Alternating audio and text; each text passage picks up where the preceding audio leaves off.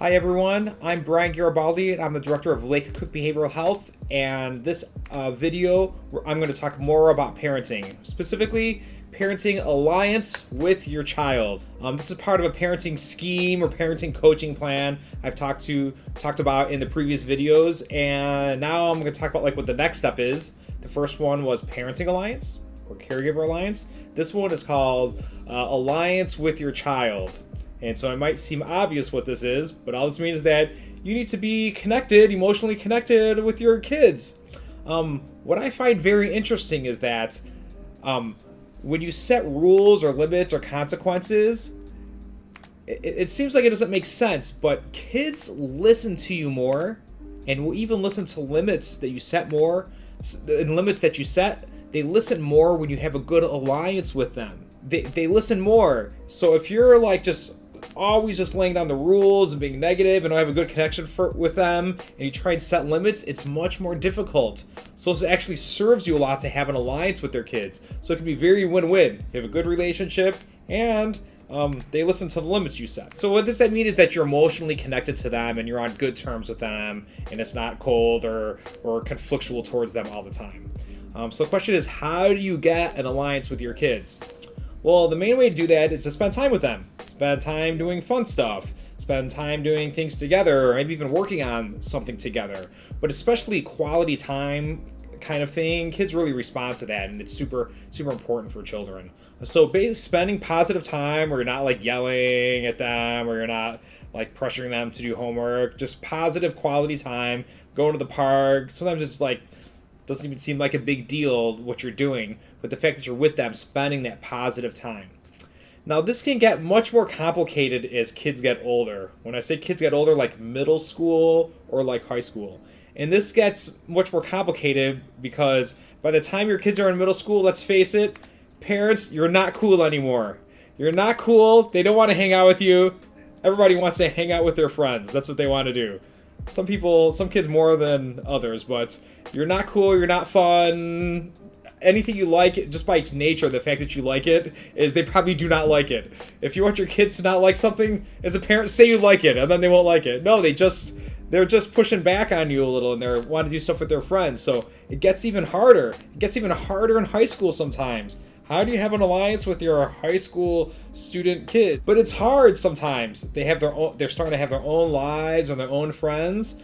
So you gotta, especially with teenagers, you gotta find your way in. I see. You gotta find an opening. Pay attention. If your son's hey, he wants to go to a baseball game, or he likes baseball, take him to a baseball game or something. Or sometimes it has to be on their terms. Maybe you see movies together, or maybe you. I think sometimes it's just going out to eat. You're hey, I'm going to pick you up from school. Let's go to Portillo's together. That's for people that's a Chicago, Illinois-based people around the country. It's like a burger, hot dog place. Just the fact you're going to dinner with them, and they're oh, they like Portillo's, and it's just you and them. That's a good start. That's enough, where it's positive time, where if you're not harassing them about things and doing it, you kind of got to grab onto what you can grab onto with these middle school and high school kids, and do fun things together. So that's a positive alliance, like working together on those kind of things. I think often when it comes to setting limits and consequences, which I'll for sure go into a lot more detail later video, I think how you do that is very important. If you're explaining to kids why a certain limit exists, for example, or maybe how long it'll be in place, that can also help the alliance too. But I'm going to focus a little more on another video here. A big thing that kills alliance with your kids is when parents yell a lot.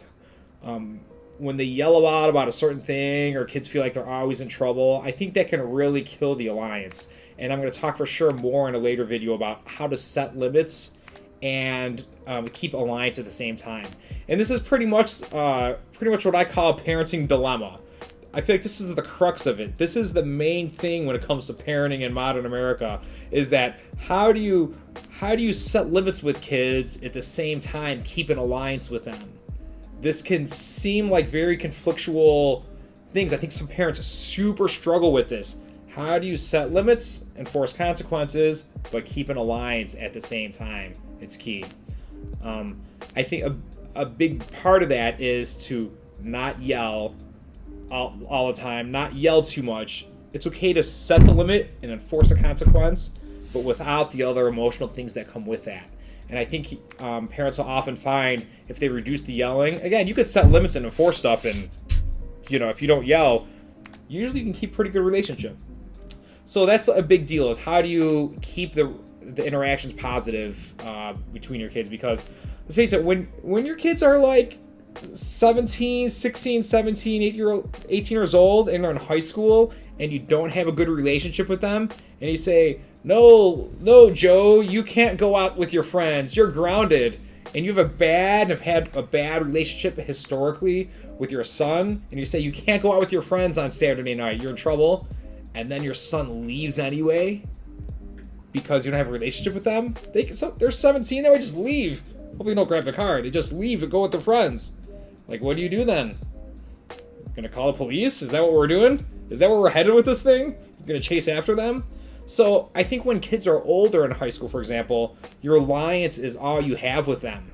There's still limits you need to set, certain limits, but the alliance is so important. And I think kids that age really need your alliance with them so they can tell you things, or at least tell you some things. To think like a 17-year-old is going to tell you everything, well, that might be a little bit of fantasy land here, but to tell them as much as possible, and so you can really help them with like what they're going through at this phase of their development is critical. And without an alliance with your kids and a built-up alliance with those kids, you're kind of screwed, right? It's tough. It's very difficult.